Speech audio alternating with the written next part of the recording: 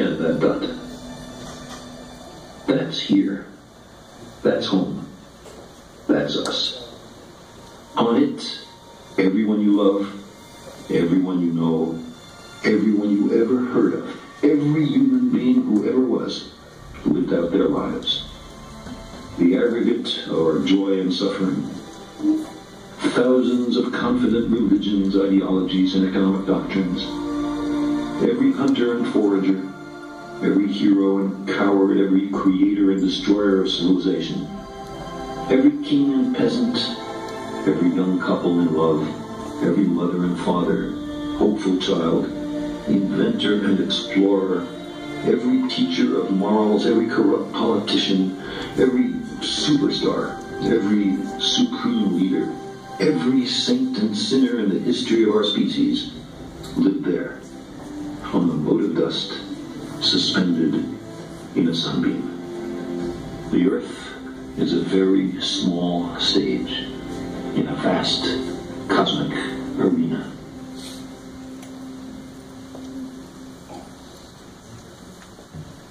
Well, good evening, ladies and gentlemen. It's never easy to follow Carl Sagan, but I'll give it a go. When I was a very young boy, I crossed the Atlantic Ocean on an old merchant ship with my family, and I fell in love with the sea. It was vast, mesmerizing, breathtaking in its beauty, certainly powerful, but most of all, in the eyes of a 7-year-old, it was mysterious. And so it remains today, largely mysterious to most of us, even though we are slowly beginning to unlock its secrets. My love affair with the sea actually led me to a career in the Canadian Navy, which also included 2 memorable ocean crossings on a 59-foot sailboat with a crew of 13. And on these crossings, I was able to dip my hand into the ocean pretty well anywhere I wanted, at any time when I wanted. And I also remember swimming in the middle of the ocean, the middle of the Atlantic, on a calm day when the wind had died and the surface of the water was like a glass mirror.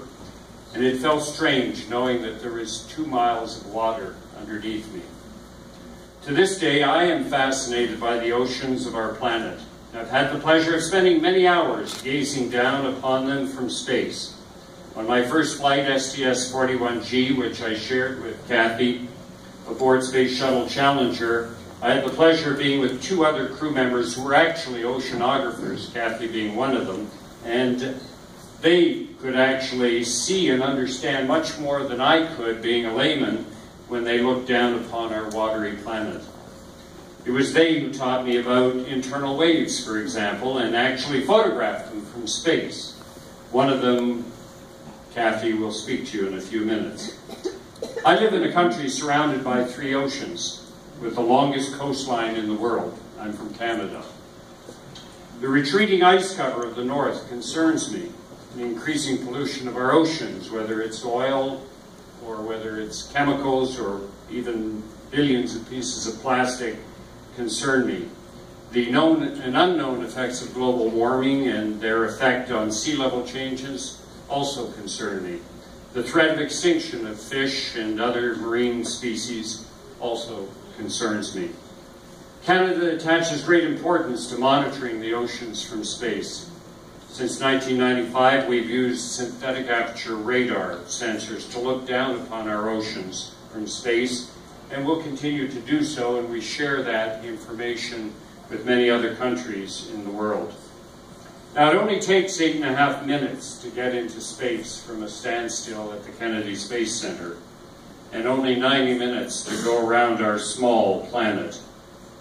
I'll never forget undoing my seatbelt once we got up into space and floating gently over to the side hatch window on the middeck to experience my first view of Earth. It was very quiet after the roar of engines, and we were all floating. And it was one of those moments that you saw with your eyes, but your brain could not process, as I looked out and down on my planet and realized that I was one of the very fortunate human beings to be able to experience this. Now, when I return to space in my dreams or in my moments of contemplation, and I often do, I'm more often than not seeing the oceans of the world. Sometimes as we approach a vast continent like Africa, or sometimes as we begin the incredibly long journey over the Pacific. I see the many atolls of Micronesia, most barely peaking a few feet above the ocean surface on their fragile bases of delicate coral. I see the ocean's 100 shades of blue, depending on the angle of the sun, including, of course, the spectacular turquoises of the Caribbean. But I also see rivers weeping into our oceans as they transport millions of tons of earth and other materials out into their estuaries. Some of this is perfectly natural, some of it is not. Some of it is the result of soil erosion from deforestation. Some of it is the result of treating the ocean like a giant sewer system. For me, the most important photograph of all time remains the one we looked at on the screen, the picture taken by the crew of Apollo 8 on the first outward voyage by humans to circle the moon. The big blue planet, the big blue marble as we like to call it. Yes, it's true, the planet is covered with 70% of it is covered with oceans, and like the air oceans above us, these water oceans are shared by the world. We know that what happens in them and to them has a global impact, even though we may not yet fully understand what that impact is. I'm proud of the scientific research underway in my country to better understand our oceans. Ocean Networks Canada, which is involved this evening, Neptune Canada, and our Bedford Institute of Oceanography are some Canadian examples. If ever there was an example of the need for international coordination of scientific research, this is it, and thank God it's happening. And until we truly gain a better scientific understanding of our oceans, we will not fully understand the consequences of what we as humans are doing to them. In closing, I am honored to be joining you tonight. While my newest occupation, that of a federal politician, is very fulfilling and certainly very challenging, it's also a delight to cross back into the world of science, where everything is much more straightforward and where the sheer joy of discovery is what motivates us all. Thank you very much, and it's now my pleasure to introduce to you my former crew member, fellow oceanaut, fellow astronaut, and extraordinary person, Kathy Sullivan.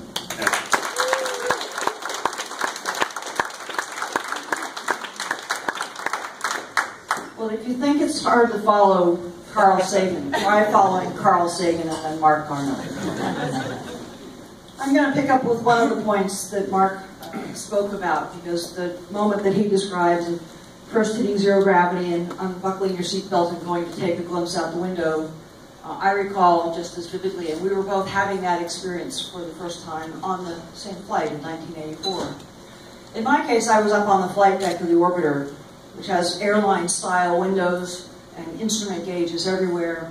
And since you've simulated a launch hundreds and hundreds of times, and since you have perished on most of those occasions, as a rookie, you find you're staring very intently at the gauges, all the way through powered flight, looking for any of those needles to dither a little bit and tell you that it's going to be one of those bad days again.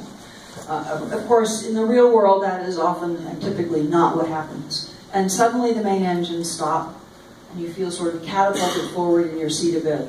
And I finally lifted my gaze from the instrument panels and looked over the shoulder of our pilot, John McBride, and we were upside down. So I want you to imagine seeing that sort of blue arc that you're seeing in these scenes, but upside down. This tremendous crescent of blue and white. We left Florida 8.5 minutes ago. We were basically over England and the North Atlantic, and I could not help myself. I blurted out, "Wow, look at that." Breaking the silence that Mark talked about. To which our commander said, "No, not yet. We have things to do." It is an extraordinary experience, and Mark has really given voice to it very well. It is astonishing what features you can see in the atmosphere and in the ocean. It was astonishing to me the juxtaposition of both the extraordinary scale and power of Earth's natural systems in many of these images in this loop. I can probably give you that sense. The aurora, which you see in the far right, those blue flashes are lightning in a complex over the northeastern, north-central United States. The pattern of city lights, that was Chicago in the upper right. You just come off the shore at the Carolinas here. Phenomenon after phenomenon, the geology of whole continents, the interactions that you see between land and sea and land and atmosphere, it's remarkable. And at the same time, and I think you see this particularly well in the aurora, such extraordinarily exquisitely fine detail. In fine tendrils of dust that you can see in the atmosphere blowing off Africa and tracing with your naked eye from orbit well out over the Atlantic. In the fine etched structure of the aurora. Incredible scale, incredible power, and also incredible elegance and incredible precision.